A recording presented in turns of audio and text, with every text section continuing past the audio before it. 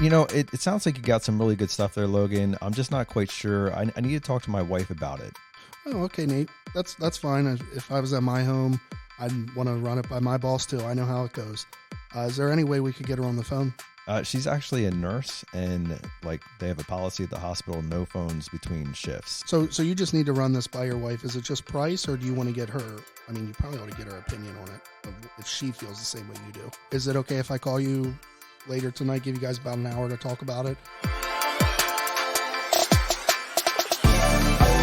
Welcome to the Waste No Day podcast, a podcast specifically for and about the home services industry as it relates to plumbing, heating, air conditioning, and electrical. More than a podcast, Waste No Day is a credo, a determination, a mindset. It is a never-ending discipline. It is a refuse to lose pursuit. It is a wake-up call every morning to waste no day. Now here's your hosts, Brian Burton and Nate Minnick.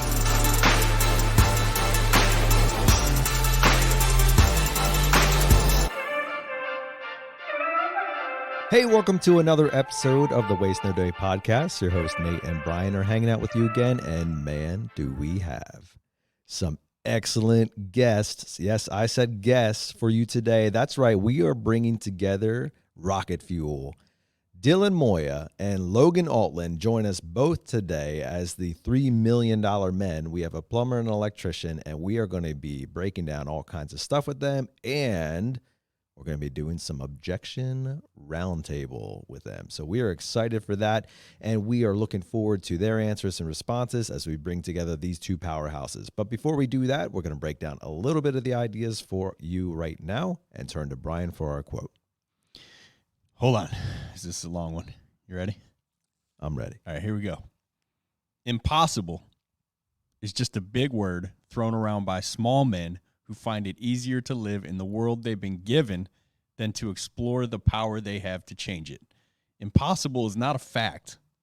It's an opinion. Impossible is not a declaration. It's a dare. Impossible is potential. Impossible is temporary. Impossible is nothing. Muhammad Ali. Oh, I'm ready to go run through a wall. Yeah, after baby. that. The goat. What's up? Let's go. Why impossible today? A plumber and an electrician doing $3 million in revenue. And in the same room without beating each other up. In 100% residential service. Woo. 100% residential service. You know, we had Jamie Mellinger, maintenance electrician extraordinaire on. And he's the $2.8 million man, but not $3, not yet. Not yet. Not yet. He will be next year. He will be next year. Still might be this year. He ain't playing games. Pushing. Jamie does not love the number 2 spot. He'll act humble. He is humble, but he'll play second well and say, "Hey, I'm just glad Logan's killing it." But come on, bro, we know Jamie. Sure. It doesn't sit well. He's very happy for and proud of Logan. Well, we are all competitors. Yes, we are. But Jamie doesn't love that number 2 spot. But impossible is nothing. Like, Logan doesn't understand the word. Dylan doesn't understand the word. These guys are pushers. They're drivers. They're integrity and principle-driven human beings who they care what they put their name on. So, I don't want to say it would be easy, but it would be much easier to do these kind of numbers if you were willing to just walk in a home and lie and say anything to get the job done. These two guys are not willing to do that. I know Logan very personally, as I've been part of his training, and Dylan and I communicate much more than just on the podcast. Now we've become friends as I see it, based around some stuff that our kids are mutually into. And, we're plumbers, so there's that just mutual bond of respect, knowing that we're the hardest workers in the trade, obviously.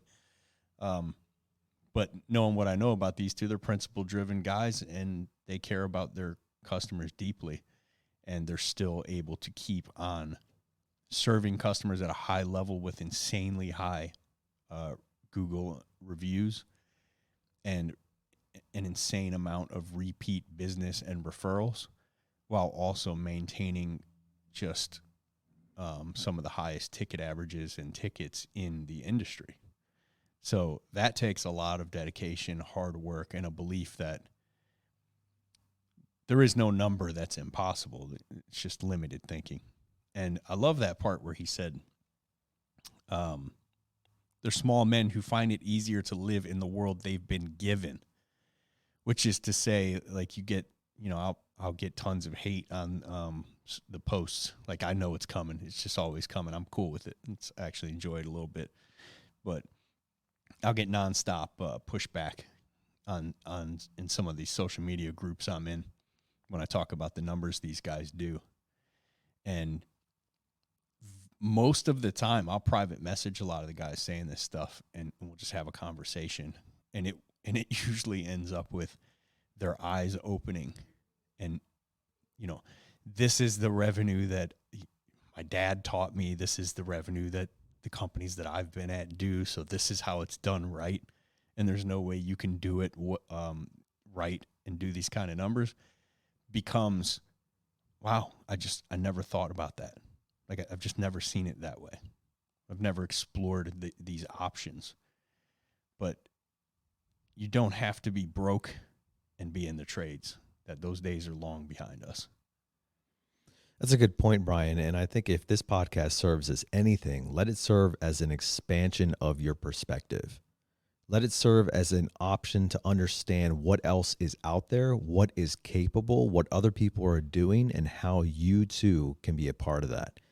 And that's from income to knowledge to communication styles to strategies to whatever it is. You can get better because there's probably somebody out there right now in whatever thing that you're challenged with that was in your place before and overcame it.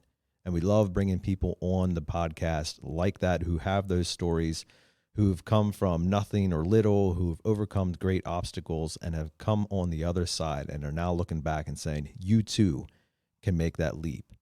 Dylan and Logan are two of those guys who have made the leap into the $3 million category, which is just unfathomable for so many people. And they're now on the other side of that hurdle saying, you too can come over here and do this as well. So before we get too much farther into it, we are going to invite them onto the show. This is going to be a two-parter, so make sure that you stay tuned for next week as we continue the podcast and we look at some more content for you. But for now, we're going to invite Dylan, Moya, and Logan Altland to both sit in your passenger seat.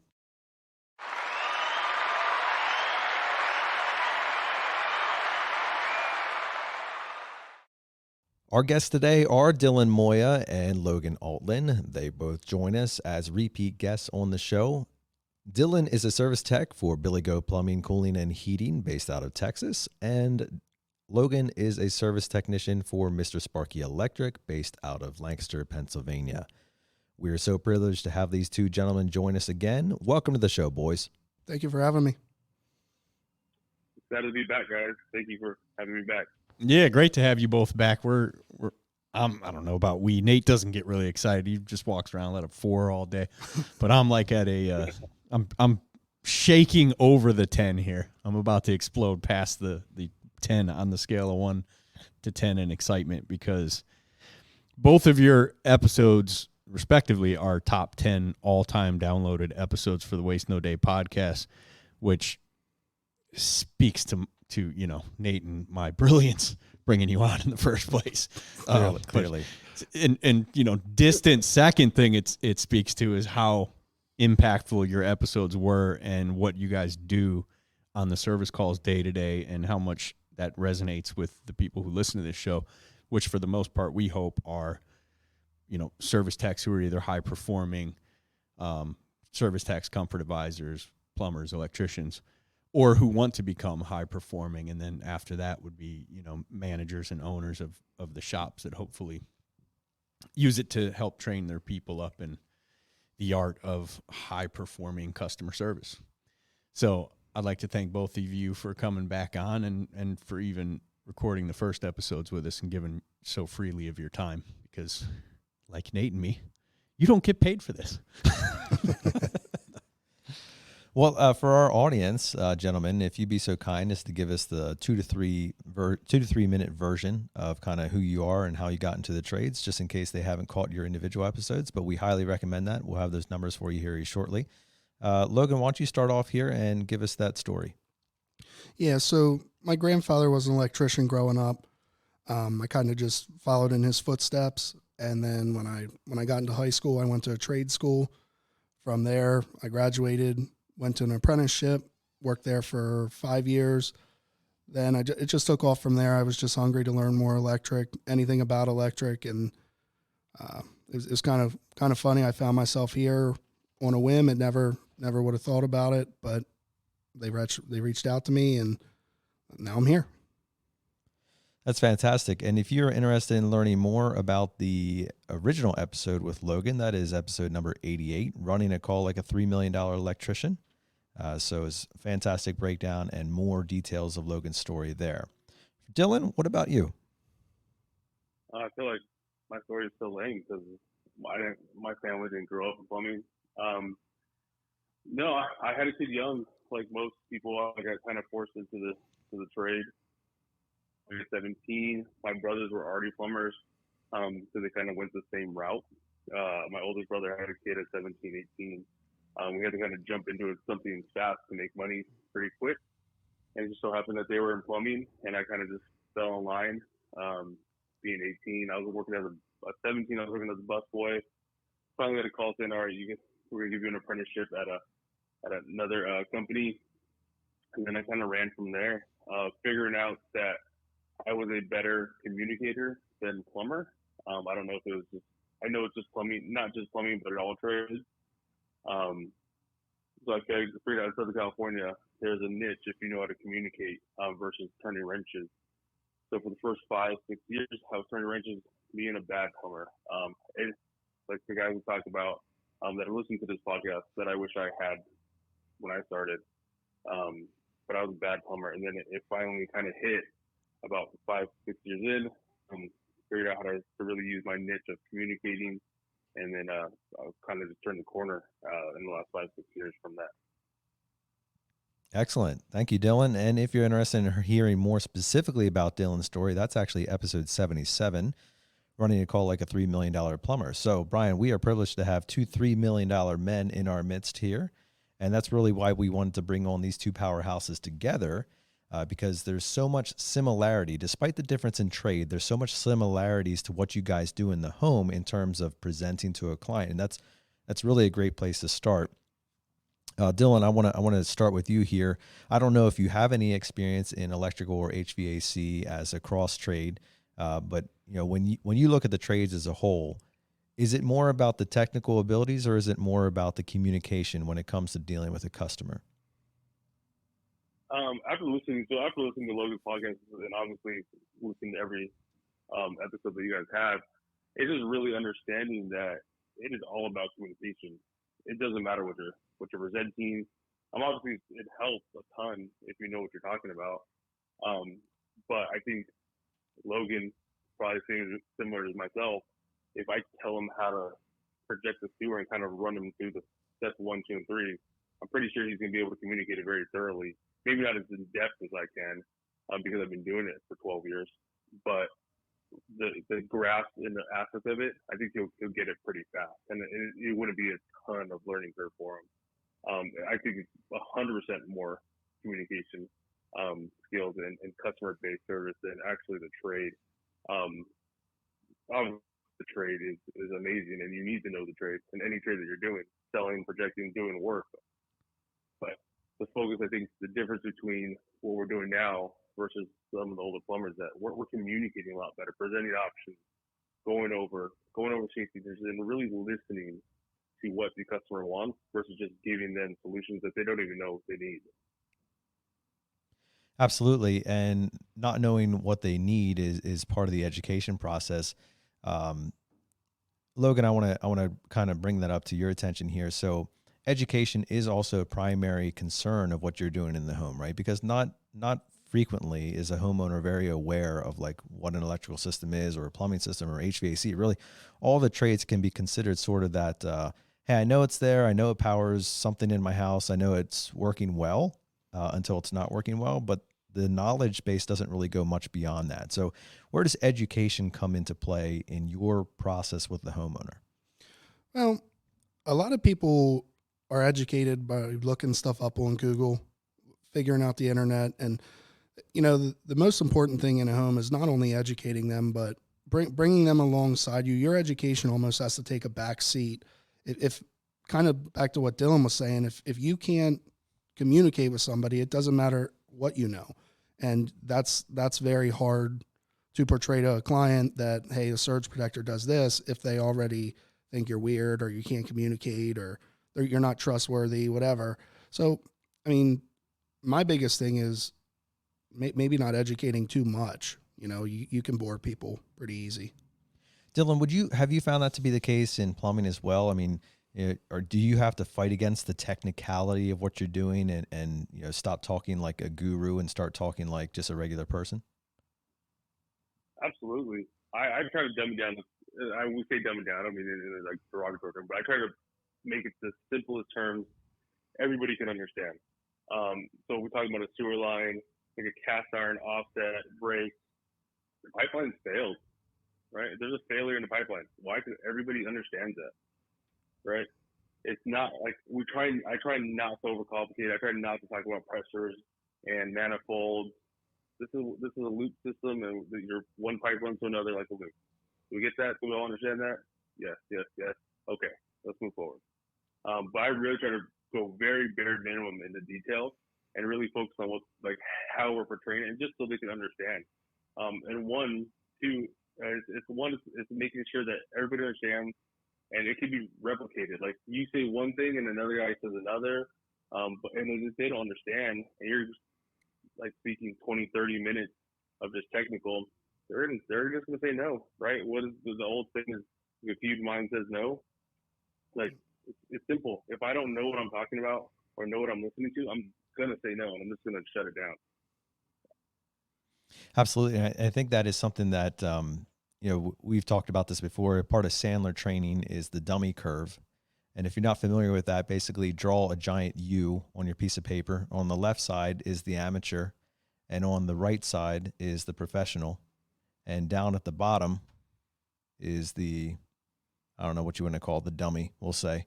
And so when you're an amateur, you have all the excitement in the world, but you don't know anything.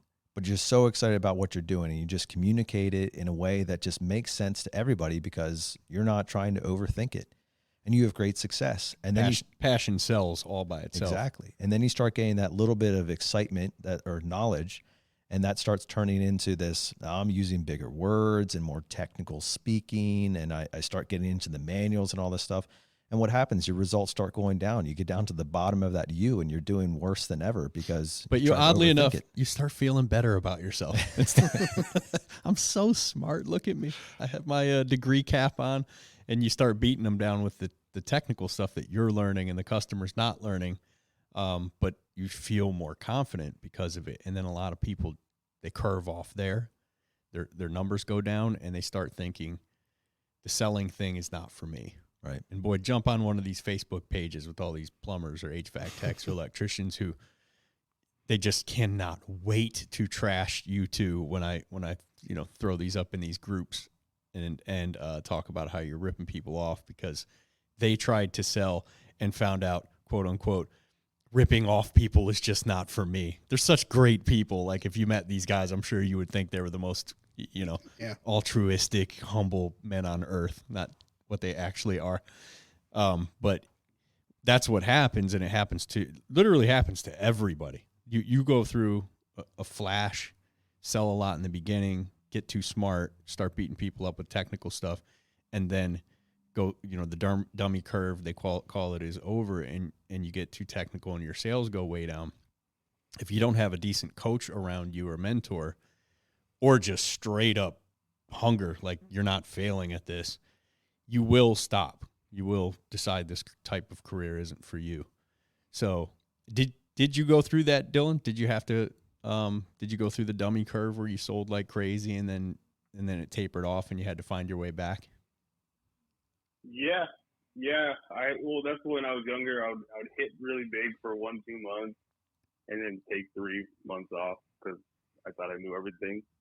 But it's because I didn't have a plan. I always had kind of making stuff up as I went. So I would sell a bunch of jobs, but never really figured out how I sold them or what I did to provide options.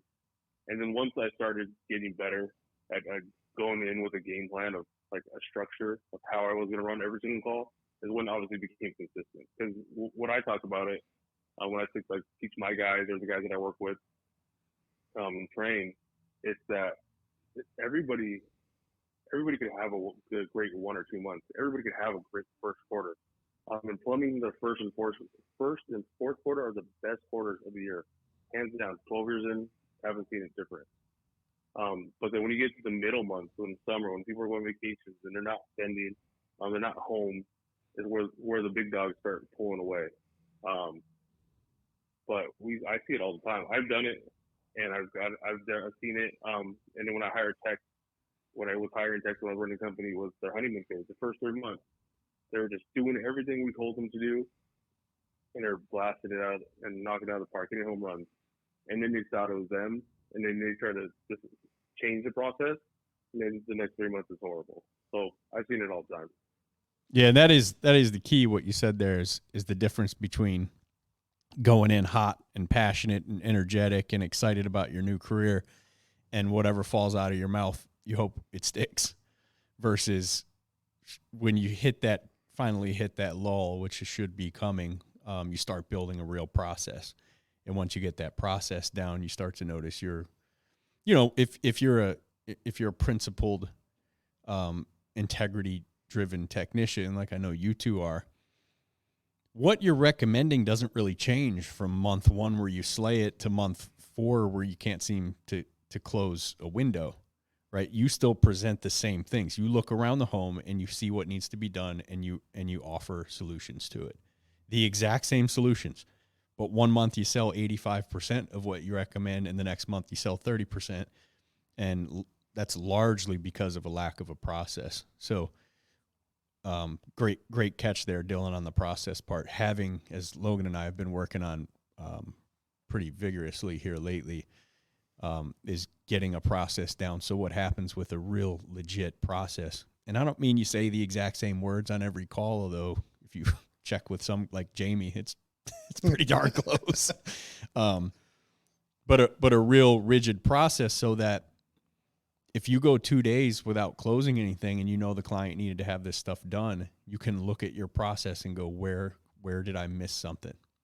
And HVAC Masters of the Hustle host J-Dub Moneymaker was on here once and talked about that process part from an HVAC perspective, which is, you go through the shoulder seasons, like maybe March, April, May, probably like March and April, and then September, October, November. You don't have any real hot weather. You don't have any real cold weather. And your process is on point, because if you miss anything, you ain't selling. But then you hit the summer months and, people are beating down the front door to get you to replace equipment, and you become somewhat of an order taker. I mean, it's not that it's never that easy, but it's certainly easier than the shoulder months. And he says you take your process and you rip a little piece off here, and then you hit a call the next day and you rip another piece off. And, you imagine yourself with a piece of paper with your process written on it, and you just start ripping little pieces off. You get to the end of that hot season and you just throw the stack of pieces up in the air, and your process falls all to the ground in little shreds. And now all of a sudden it's October and it's 72 degrees for 2 weeks, and you're trying to piece your process back together.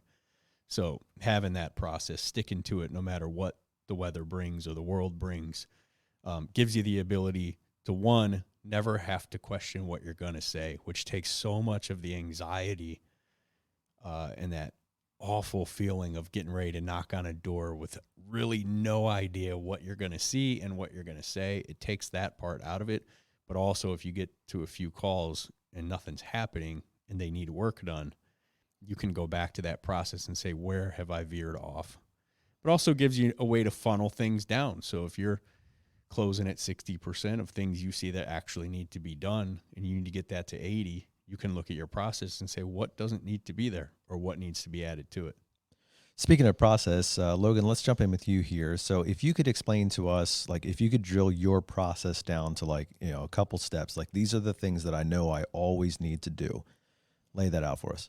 So any process can alter too based on the situation, but I have a couple standpoints that I need to hit. Number one is the introduction. If you can get, that's part of my process. Introduce yourself. Make sure you take 2 minutes if the client is hurrying up, or take 10 minutes if they want to talk for 10 minutes. Introduce yourself. From there, tell them, basically your experience, what you're here to do. Get their approval. From that point on, I think the biggest misstep, like Brian was saying, when you're in the summer versus when you're not selling, is you sometimes people throw stuff at you like, hey, I just want my panel replaced. I know what it's going to take. But if I cut steps out of that process and I don't look at the panel, I don't look at the receptacles, I don't look at the service and stuff like that, it always comes back to bite you, because the next call, they're not going to throw it at you. The next call, they're going to make you work a little harder for it. And part of my process is looking at the biggest part that's changed for me is looking at the system as a whole. No matter what I'm there for, smoke detectors, I'm still looking at your panel. I mean, that's how it goes. I want to, and what that's done to me is, you talk about you don't need to be knowledgeable. Sometimes knowledge can come off as arrogance too. And once you go in and you tell them I'm this bona fide electrician that's been here doing this for 12 years, there's nothing I can't see. And you go all into this, they're automatically thinking this guy's, just tooting his own horn. And at the end of the day, I just spent all that time trying to overcome that versus if I just would have showed them with my process. Okay. What about you, Dylan? Do you have a kind of a defined step-by-step process that you stick to? Yeah, so I break the call down into 4 segments, right? So it's the meet and greet kind of introduction, like Logan was saying. I go in there, booties, no tools, no iPad, nothing in my hand. This is to allow me to really, for that first, I feel like 10 to 15 minutes, is really get engaged with the customer. Listen to what their wants and their needs, trying to understand what their plan is for the house, especially with these sewer issues. Texas does these tunnels, which are amazing if you've never seen them. But they know they have foundation issues. They know that the tunneling needs to be done. So trying to really be getting their expectations. Have they had this? Have they thought about it? Have they searched on the internet, like Logan was saying earlier? I really want to get in depth on them and what we're going to do today. At that point, we set the agenda of what I'm going to do today. We're going to run a camera section. We're going to provide solutions. We use the Uncle Joe way. We talk about the 6 options. My goal today is to provide you 2 premium, 2 mid-range, 2 economy options. There's never one way to fix it. I'm going to provide these options. And again, just setting the agenda, that's the first 10 to 15 minutes. Maybe that goes into longer, especially if you have that great conversation with them. Because we really want them to break down that we are regular people and we're not just trying to sell them a sewer, a panel. But that's the first portion. Then it goes into the work stage, right? The work stage is just doing what you're trained to do. Diagnosing. I feel like a lot of people at this point, as on the work kind of sweat equity stage, that's when they start spewing out everything that they're finding, which starts raising elevations, raising concerns. And I feel like that's what the rookie tech and kind of the guys that are not doing well are having a lot of time and a lot of trouble in, is that they're walking around the house and they're just telling all the bad. And I think what we need to do is keep it together. Like, those are just keep on taking notes, keep on taking notes, keep on taking notes. That will be presented at the end when we go to the closing stage. So the second stage is the work, kind of sweat equity, kind of figure it out. And then obviously we start providing solutions. When we start providing solutions, we write down, I told you guys I'm a big fan of the 6 options. We start 6 options, premium, mid-range, and economy. We're going to the Joe way. And then we go to the close and I'm going to sit down. So the 4th portion is the close. I tell people that's when you're about to go in, provide options you've built. You're at that call for 60, 90 minutes. Don't ruin it now. Like, don't be in a rush to close. Keep your phones in the car. Understand that this could take 10 minutes. This could take 3 hours.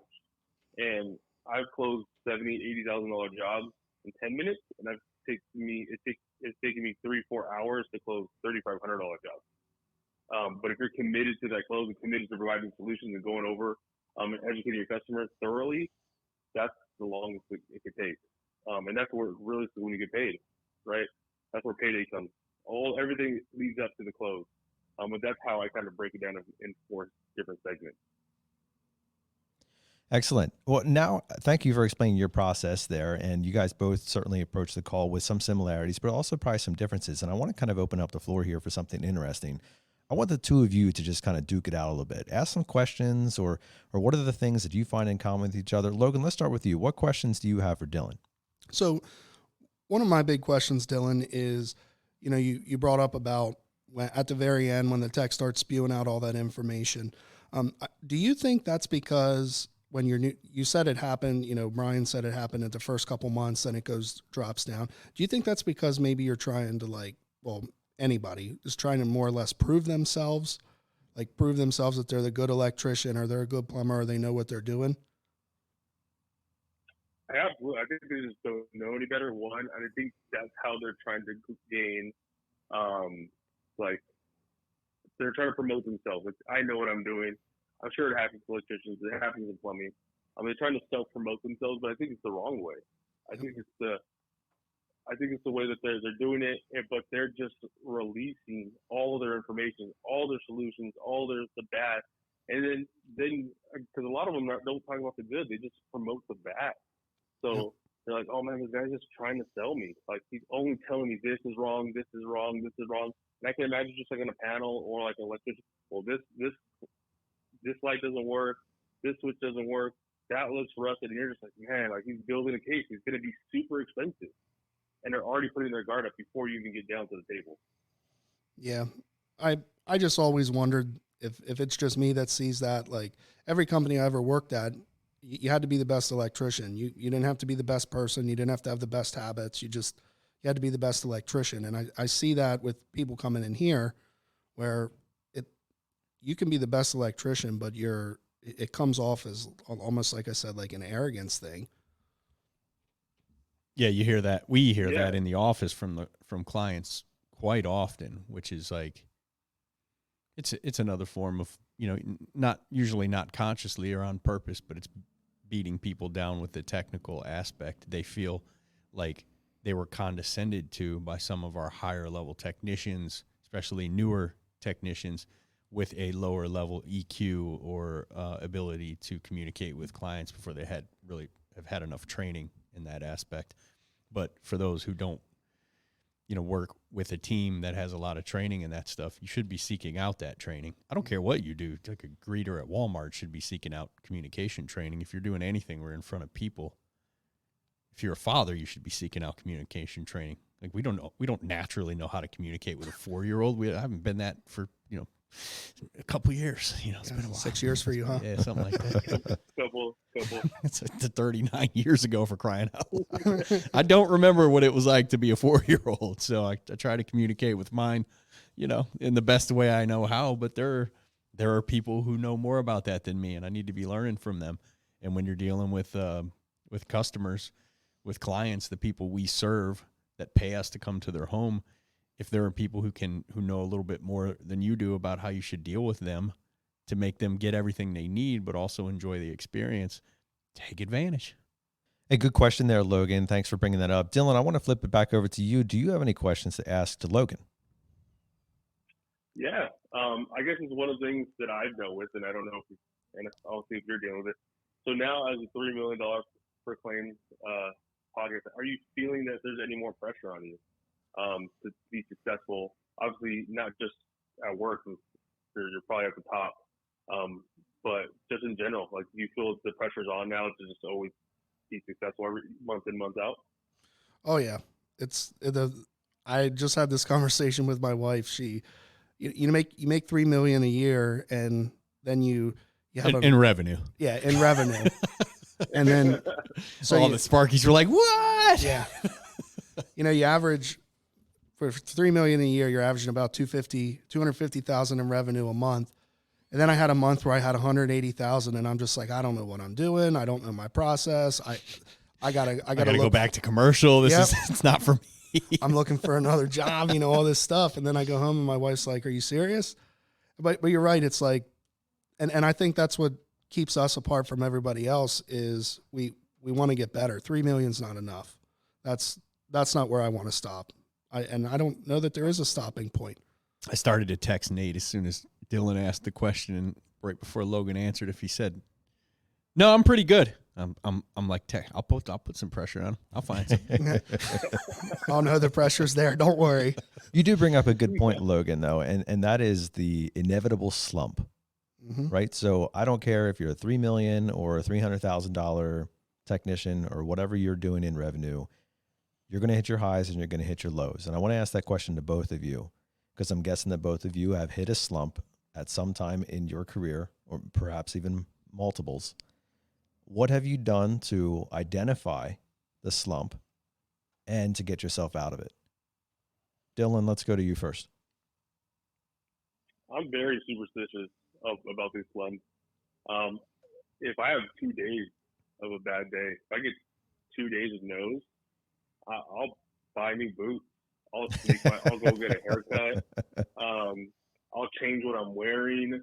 I feel like the process is not the problem, because the process works for so much, right? So it's something that I'm doing personally, like physically. After that again, I just have to change. But then on the back end, if I'm on a streak and I'm going 7 for 10, I'm rewashing that pants and shirt every single night and wearing them every single day. And that's how we've been for years in this. But I can have 2-3 days bad, and I'm like a grown baby. Like, I'll throw in fit. Like, if Dylan was a hockey player, he'd be wearing the playoff beard, not changing his socks all the way. No shave November. Absolutely. Like, I'm going home, like walking through my door, and it's miserable. And I try not to do it as much. I have 4 kids, young kids, so I try not to be as like in a bad mood. But I'll just go straight to bed, like go to sleep, wake up, do it again tomorrow. Something in June. I didn't know if you had scientific evidence of, like, when I wear this cologne, my percentage goes up when I switch over to the Armani cool water. Yeah, if you do, let me know. I think my brother was the one that did the new boot thing. He kind of like put us on. He's like, "Oh, let's go buy new boots." So anytime in our shop, when we were used to running in California, that anybody had new boots, they'd be like, "Oh, you're probably in the slum, trying to work out of it." So, I mean, no insult here, but you may have more boots than your wife has shoes by this time. I don't know. Oh, man, I just throw them away because I can't even show her that I bought shoes. I can only keep 2 or 3 at the house because they're obviously pretty expensive. So she doesn't know how you keep your boots so new and clean looking, huh? Absolutely, they don't even go into the house; they stay in the garage. So I don't think she checks them out that much. Well, Logan, I'll leave them in my truck. Logan, what about you? How do you identify I'm in a slump, or like something's feeling off here, and what do you do to get out of it? For me, it's when I'm in a slump, it's not that I'm forgetting my process. Like, I feel like I go in a house and I can't even have a conversation with somebody. And you can ask anybody that knows me, when that happens, that's something's wrong. There's at that point, the process doesn't even matter. I feel out of place. So what I do is, honestly, I turn everything off. I turn my podcast off. I just kind of disconnect from it all. I have sticky notes in my truck that I have to have taped on there because I turn them around so I can't even see them. I don't want the reminder that, hey, I'm on pace to do a 3 million, or last month I did this. I feel like I'm a pressure person. I put a lot of pressure on myself. If there's no goal that I'm not going to achieve, and I think that's what gets me in and out of the slumps too. So that's another great point for both of you, because another question, the opposite of the slump, is to how to keep pushing yourselves. So Logan, I believe you are number 1 in your company right now. Dylan, are you number 1 in yours as well? I just got there, but it'll soon to be. It's not going to be very far from it. But yeah. So what do the two of you do to consistently press yourself forward, right? Logan, you said earlier 3 million is not enough. Dylan, I'm sure you're echoing that response. So what are you doing? We did a podcast with Brent Buckley a while back where we were talking about finding the next rung when you're already on top of the ladder. So what are you guys doing to like push yourself into the unknown territory? You're no longer chasing a goal. You're having to create new ones. You're no longer trying to beat a record. You're having to set records yourself. So what are you guys doing to push yourself into that territory, Logan? So one big thing I do is I like training. And I feel like it takes me like we have other techs here that are young and inspiring, and they're coming up, and talking to them and seeing their goals compared to what I got, and helping them reach their goals is like, you know, obviously there's a time when 3 million becomes the top, and then it takes a while to get to the 4 to the 5 to the 6. But there's never a time where you can't help somebody else hit 2 million a year or 1.5 million a year. So for me, it's always keeping up on the process, learning the process, but all by doing so with trying to be good natured, not just, hey, I'm number one, I want to stay number one. You know what I mean? It's like, you got to help others get there, because I'm not number one by myself. Dylan, what has been your take on finding the next rung when you're already on top? These podcasts, I think with the networking that these podcasts and social media bring, understanding, like there are Brent Buckleys, there are Daniel Royces, there are Rick Ricards. 3 million is a quarter for them, right? That's what I kind of check myself with every time. Like 3 million is nothing. So yes, they're in a different trade, yes, but there's guys doing it, right? I think you guys see. I don't want to shout him out too much, but you see Brent Buckley's driving a freaking Lamborghini, right? Right. You check out the Facebook page. It is nice. Why? What does it take? It's going to take a lot more work, but what is it going to take for me to get there, right? Those are little things. But then also having great mentors. I don't know if you, there's a guy named Lawrence Castillo. He's been on several different podcasts. He's a run service champion. What's his name? Lawrence Castillo. Lawrence Castillo. Okay. Yeah, he used to run service champions. He's one of. I think he runs a company. He runs a company right now for Tom Howard. He's probably. I met him 4 years ago.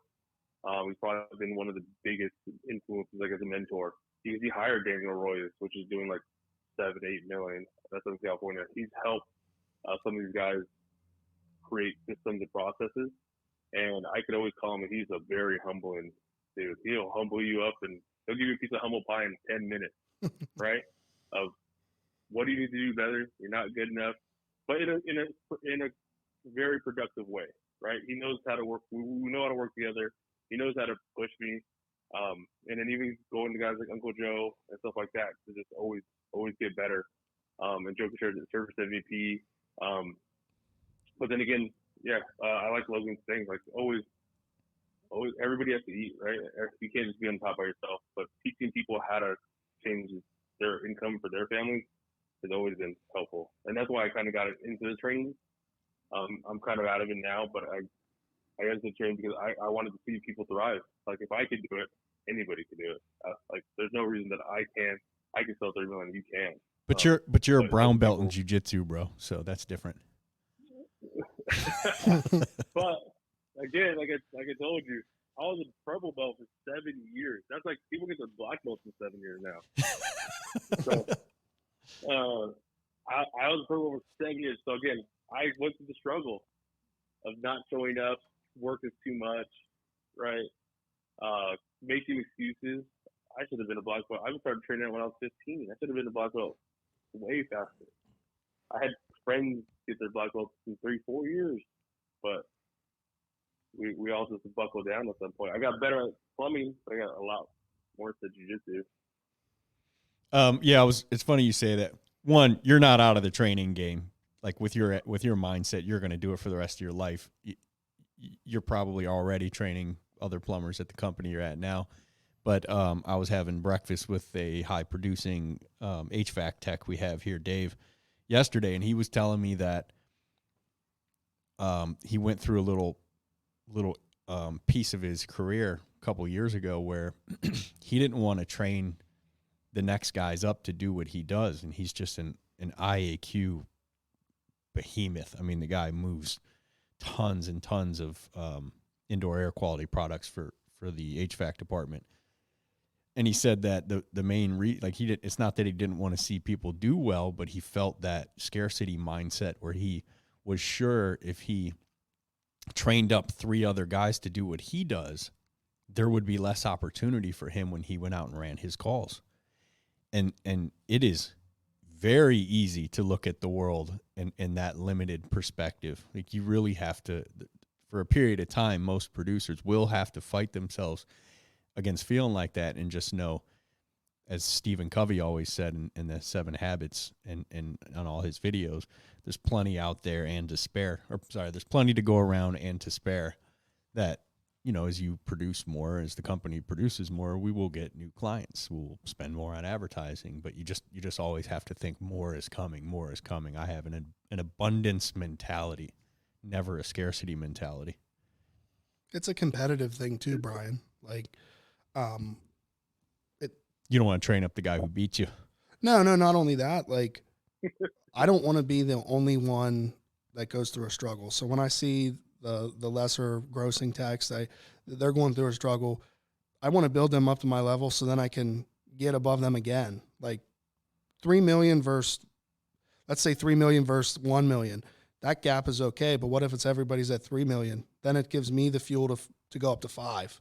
Oh, yeah. You're saying a reason to train people up. Yeah, so like they'll push you. Yeah, that's when I got hired here. Jamie told me how he was doing, and I said, "There's no way he's going to train me up to give him a challenge."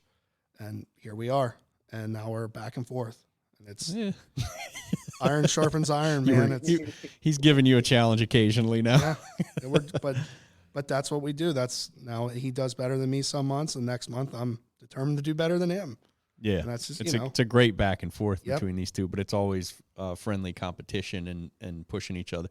And Logan can be beating Jamie, I mean, hands down at the end of a month, and Jamie's still prompting him to do more and giving him advice and tidbits on how he can pick his game up. It's like Nate and I are fortunate to be able to just be on the sideline watching this. Yeah, you go off of each other. That's what I mean by not being number one. I think when you train somebody, it helps you really ingrain your process. And I think that's when I started really focusing on writing down a process and like carving one out. Because when these kids would come to me and these $1-2 million sales guys or these $800,000 techs would ask for help, I was like, I kind of just show up every day and do what I do. Like, well, how do you do it? Like, what do you run in the comments? Well, just write with me. And so we ride together, and it's like, okay, I see it, but how do I do it?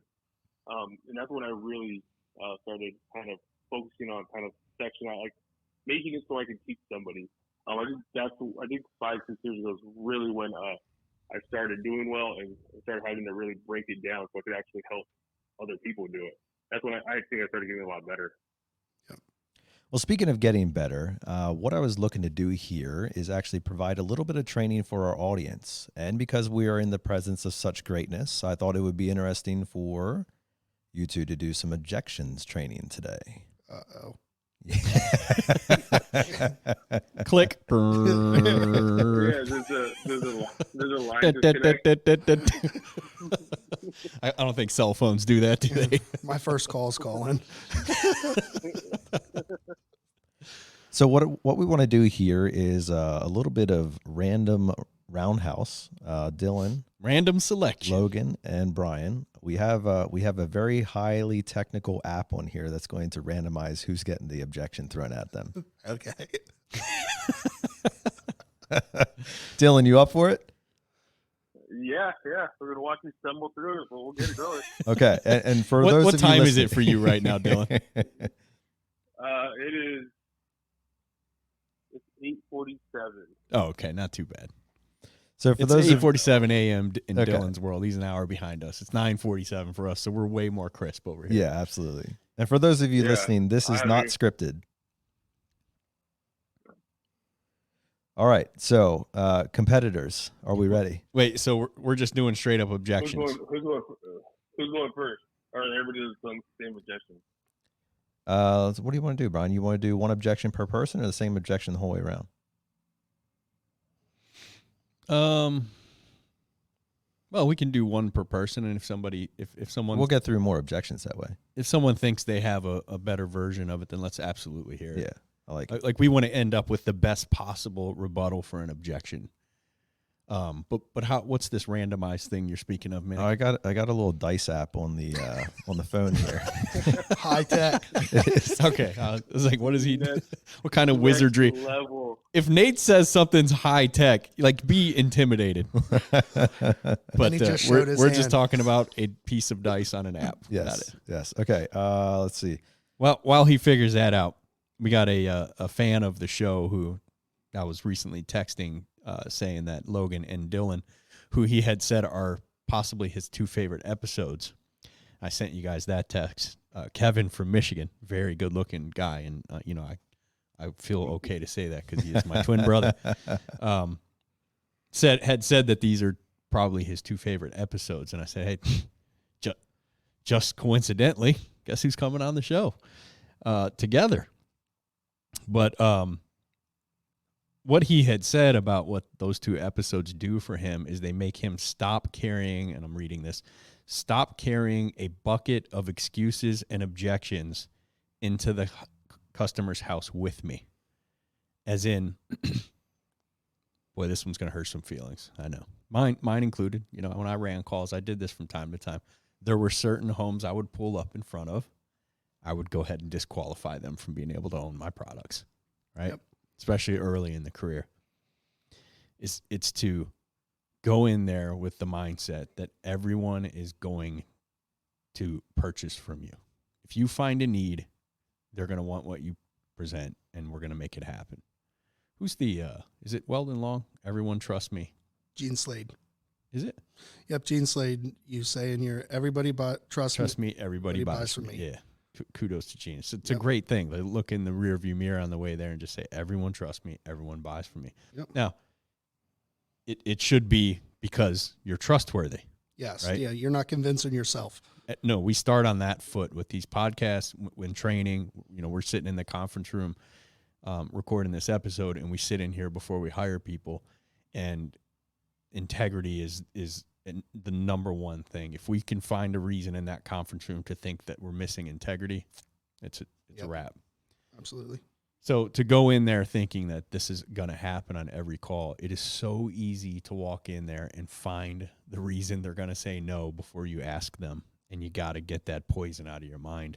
And as I see it, having trained guys now for 9 years as a career instead of, even when I was in a truck doing well, I was training guys. But now doing it as a career for 9 years, I see the biggest thing that stops most people is you decide what the objection is before you present, and either don't present as a result or present knowing they're going to say no anyway. And that is the biggest tech killer right there. He also said Logan should write a sales book called I Don't Even Have a Ladder. Because you'd have to listen to his episode again or for the first time to understand what that means. We're not going to go into it. So let's hear it, Minnick. All right, boys. So as I mentioned earlier, this is completely off the cuff for these gentlemen. No scripted answers here. This is all just going to be live and in person. So let's see. Logan, you're going to be numbers 1 and 2. Dylan, you'll be 3 and 4. And Brian, you're going to be 5 and 6. Dice says number 1. All right. Logan, you're up, buddy. Wait. So if you roll the dice, it lands on a 1 or 2. It's Logan. It's Logan. If it lands on a 3 or 4, it's Dylan. Yep. If it lands on 5 or 6, it's me. Bingo. Like, I'm not a guest, bro. Who's giving me the objection? I am. I am Okay. the objection master. Such an ugly customer when Let's go. Thank you. really makes it tough, bro. I see him role play with the techs here in training. It's like, ugh. He's so dry and matter of fact. Thank you, Brian.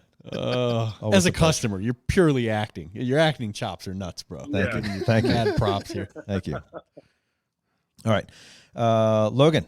Okay. Hey, it sounds like you got some really good stuff there, Logan. I'm just not quite sure. I need to talk to my wife about it. Oh, okay, Nate. That's fine. If I was at my home, I'd want to run it by my boss too. I know how it goes. Is there any way we could get her on the phone? She's actually a nurse, and like they have a policy at the hospital, no phones between shifts. So okay. She can't check. Okay. So you just need to run this by your wife. Is it just price, or do you want to get her? I mean, you probably ought to get her opinion on it, if she feels the same way you do. Yeah, I mean, I like what you're saying. We definitely make our financial decisions together, but I also want to make sure that like she's on board with the whole concept. Okay. So I'll tell you what. Is there actually, what time does she get off today? Let's see, 7 tonight. Okay. Is it okay if I call you later tonight, give you guys about an hour to talk about it? Then I call you, or would you rather just schedule a revisit appointment for me? Oh, wow. And is that something that you do? Oh yeah. I typically, look, I'm going to level with you. I make a situation, and if I make a decision in my home that's more than $100, my wife wants to know why. I get it. I don't want you in the doghouse, and I don't want her being mad at me. So yeah, I would actually prefer that. Okay. Yeah, I don't know if it'll suit tonight. Could I get back to you? Yeah, I'll tell you what. Why don't I follow up with you? How long do you need? Give me till tomorrow. Okay, so if I don't hear anything by tomorrow, I'll call you. Is that fair? That sounds fair. Perfect. Awesome. I like it. Brian, Dylan, feedback? The one thing I did slightly differently, which I love that. It was so sincere, even telling him he should get her opinion, not asking. I mean, he kind of asked and he said, but you definitely want to get her opinion at least. I nailed it down more. I just asked when she would be home. And I would say, so I would ask the question, which part do you feel like you need to talk to her about the most? Is it the money, or is it the whole like what's going in, or where is that at? And if you said it's just the money, I would say, where do you think she's going to be? Give yourself an idea. Scale of 1 to 10, 1 being no way, 10 being get it done tomorrow. Where do you think she's going to be? And if he says a 9, then I'll just say, when can I come back and talk about the paperwork with you? If it's like the whole she wants to know about the plumbing. I was a plumber. And I would say, what time does she get off? 7 o'clock. What time does she usually get home? 7:45. I don't know what time you guys go to bed, but would 8:15, 8:30 be a good time for me to swing back by and help you explain what all we're doing? I mean, I know it's fresh on your memory now, but by the time she gets home, you're probably going to remember none of this. So I'd be fine to come back and help you explain it to her the way I explained it to you. Does that make sense? Yep. So I wouldn't really ask if, I just say or yes or no necessarily. I just say, let's get together. Okay. And then also another effective tool there is you can offer 2 different times or days or whatever to come sit down with both of them. That's a fact that he's excited now and understands fully the product, but by the time she gets home, he's forgotten everything, and the questions she's going to ask him are way over his head. That's almost always the case. Yep. So you definitely want to get back in front of him, help him out with that part if she wants to know about the plumbing. She just wants to know about the cash, the money, and he thinks she's at a 9. He's probably right. That's if he's even telling the truth. I feel by this point you know who you're dealing with, right? Yep. You know if you're dealing with someone who's just trying to get you out of the house or is dead serious about wanting to get this done but needs to check with mama. We're all married. Yeah. If we're talking about a $13,000 job, we're darn sure going to run it by the spouse. Yep. What do you think, Dylan? Any feedback? Very similar to how I would run it. Kind of a lockdown in the sense of obviously he's doing it on the cusp, so I know it's changing, but we can pick it apart.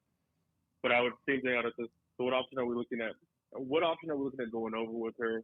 What option did you like? And with that, yes, she's going to be off at 7. Or what time should she be off? She's going to be off at 7 today. What time is going to be best for me to come back? Because realistically, I know you're going to have questions. The easiest thing for me to do is present it to you and answer all your questions at once, so we don't have more questions and we're kind of keep on going back and forth. So the best thing for us is set an appointment. What time works best for you? 8 o'clock tonight. I nurse, so I assume she works 3 on, 3 off. Or do we want to set it when we're both available? We could all meet together and go over the solution. Love so it. We kind of put it right there. Yep. Awesome. Hey, way to start us off there, Logan. Yep. Hey, I'm sorry. That's where we're going to have to end this podcast. Make sure that you stay tuned for part 2 as we continue the conversation with these 2 fine gentlemen. and I'm sure they'll have even more great content to bring along with them. But for now, we hope that you enjoyed this episode, and we hope that it has brought some challenges to you as well as some inspiration to overcome the impossible. Remember, that was the quote that Brian started us off with on this podcast, and it has such a just a perfect idea for what these two guys are doing and how it relates to that quote. It's so relatable because they have overcome what many people would consider to be impossible, and you can too. We hope this podcast is challenging you to do just that, to choose a hurdle in front of you and hop over it, and then another one and hop over that, and keep progressing, keep getting better. That's what we want from you.